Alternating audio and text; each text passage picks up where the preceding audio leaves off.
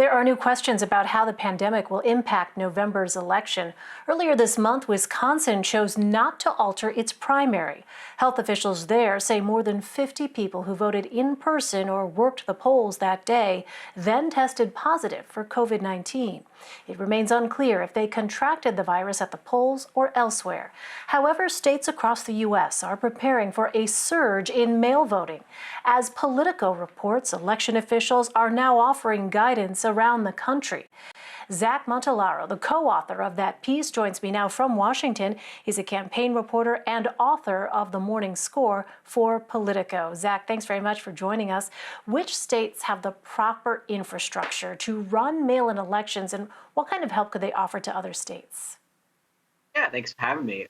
So there's really a wide range of states because this is a federalized system, so every state does it a little bit different. The states best prepared are the 5 states, basically, that already do all mail elections as routine, meaning people get their ballot in the mail, they send it back, and it's all done. You can still go to vote in person if you want, but you don't have to. That's states like Oregon and Washington. Utah recently started doing that, Hawaii.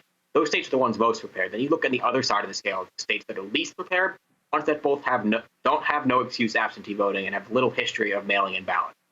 Think about states like New York is a big one. Texas doesn't have that much doing mail-in balloting. So those are the problem states. And then there's everybody basically in between, the most prepared and the least prepared. So is that why some states are then turning to other states for help rather than the federal government? Yeah, so the problem with it is that there's no one clear system, and the government doesn't have the will. The federal government doesn't have the will, and indeed there's a lot of resistance. The federal government saying there's one size fits all for every state.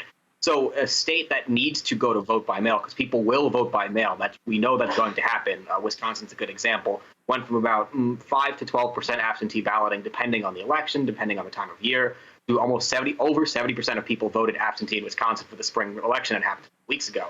People are going to do it. They turn to states like Washington that have that experience. They turn to states like Utah that's, kind of started doing this, and Oregon, who have a long experience doing it, and asking them for guidance. There is some federal agencies, the Federal Election Commission provides guidance to election officials, but it's not on the same level as Congress dictating something.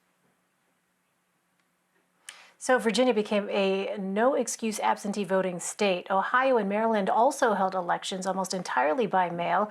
A Pew Research Center poll shows a majority of Americans support expanding the vote-by-mail option.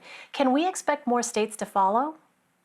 Yeah, so right now, 34 states already have at least no excuse absentee voting, meaning anybody can say, I would like to vote absentee, and they're allowed to. They don't have to have a special reason. Those remaining 16 states may move in that direction. In a lot of those states, you need to have a very specific reason: being elderly, being sick, being not physically in your county on the day of election day. So that's what you're watching for: is will those 16 states make any sort of adjustments? One of them, New Hampshire, has already functionally said that anyone can vote absentee, and expect lawsuits in those other states if they don't actually make a move on their own. They will be sued. They will be sued by some activist group looking to at least temporarily overturn that rule that lets not everybody vote absentee.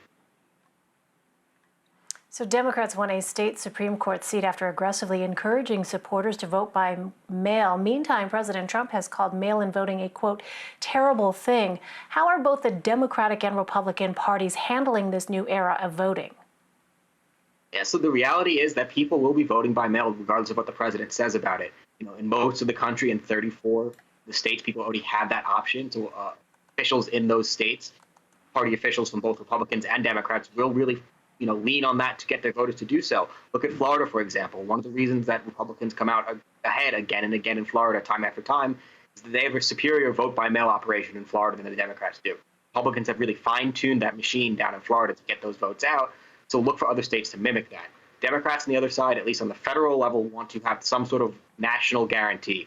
It doesn't look like that will really get through Congress. Right now, that proves to be one of the big sticking points in Congress that Democrats want, at a minimum, no excuse absentee balloting across the country. And there's been a lot of pushback from Republicans in Congress to that. Yeah. All right. Zach Montellaro for us. Thank you very much, and take care. Thank you.